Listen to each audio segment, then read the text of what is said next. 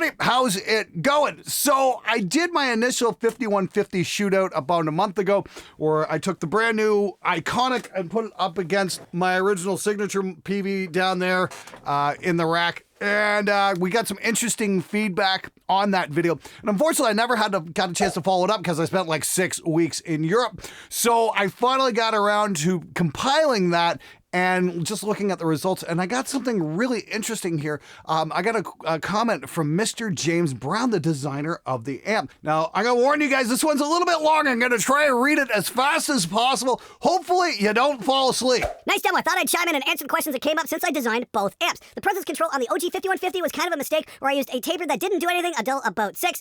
And when I came to work for EVH, they changed that on the EVH 50-watt 5153 to a rev audio that comes up faster and spreads that change across the dial. And I was told people prefer that. So yes, you'd have to turn it below noon to get where you're used to on the block letter up to about 7. Some prefer it spread, others prefer the noon to sound darker, but the max range is the same. The burn switch gives channel 2 a thicker attack, which is more like the block letter. While designing the 90s 5150 combo, Ed wanted me to tweak the red channel tighter, and all the 5150s since have been tighter, because Ed liked that much better. So the burn with an OD pedal sounds more like the typical block letter with OD, but also goes a little heavier. The XLR output is always speaker simulated, but the preamp out jack has the same signal with no speaker sim, so you can use that to go into your IRs. And lastly, although I've done amps with very hard noise gates, Ed was not a fan of that sound, so I purposely made this one just to get rid of a lot of residual noise, but not really make it as hard stopping as the gate you used. I understand the difference, having done a hard gate in my amp tweaker type metal pedal designs, but in this case, we just didn't want the decay sound to be affected so much. Lastly, the foot switch jack has a foot switchable boost that you may have enjoyed, which kicks in an automatic fixed 8 dB or so of input boost and activates the master volume boost knob for solos. It also kicks up over the gate some, so you don't lose the decay as much for your solo,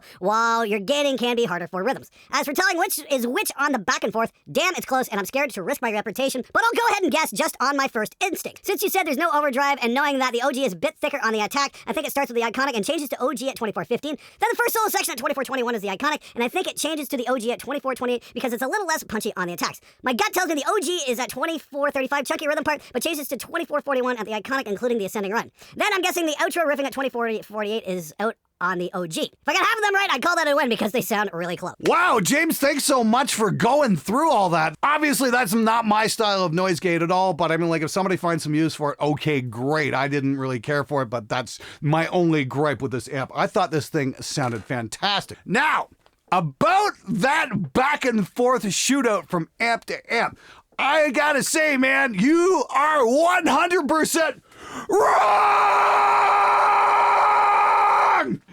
Dude, you weren't even close. You got every call you made there was completely wrong. I didn't even know where the changes were, and in fact, I don't think anybody could tell the difference between the two amps in that full shootout. You were close in a couple spots, but you're like, you mentioned the wrong time and that kind of thing where the changes were. And what you were calling the OG was actually the iconic. And the spots that you thought were the iconic were the OG. Now, in the video description, I've got timestamps for the original video post. And I'm going to have a link to that at the end of the video where you guys can go back and check that. And it lays down exactly what amp was playing where in the original video. And wow, shocker of the century, with no visual cues, nobody could tell the difference. Might have something to do with about 90% of your sound actually comes from the speaker and mic combination, not from the amp. So let me run that shootout for you guys again, this time with some labels. We've got amp A and amp B. Check this out.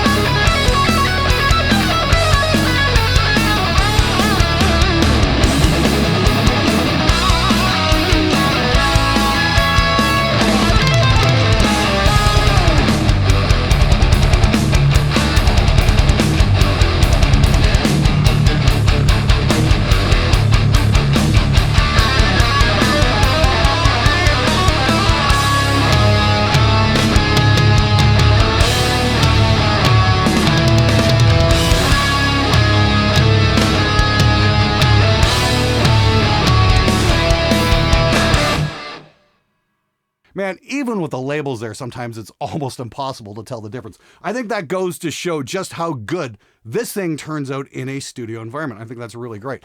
Now, James, you did mention one thing about the burn switch, and that's something I wasn't a big fan of, but thanks for clearing that up, and maybe this does give us kind of a block letter sound if you boost it with an overdrive. So yeah, we got it on red channel, no burn.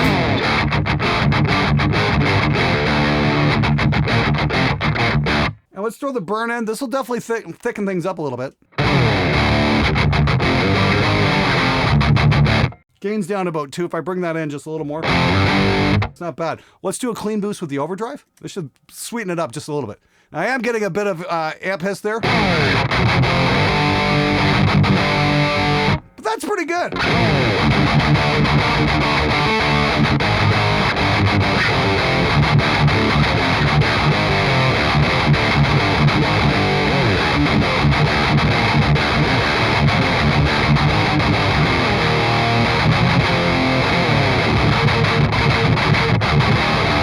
Yeah, that sounds heavy as fuck. I really like that sound, actually. Now, this is also my first video where I am using my brand new SMG branded strings from SIT. I'm going to have some details on that next week, but yeah, you're going to be seeing these, and they're pretty damn cool. They just squeal so well.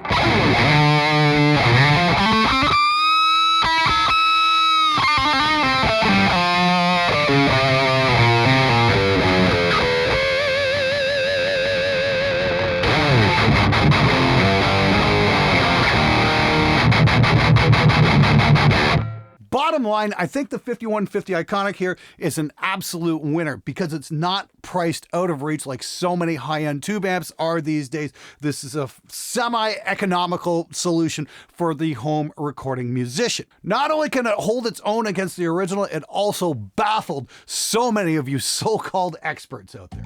And James, thanks so much for playing the Guess Which Amp This Is game, but unfortunately because you didn't even get a single one of your callouts correct, you don't get a copy of our home game. Hell, you don't even get a box of Rice-A-Roni, the San Francisco treat.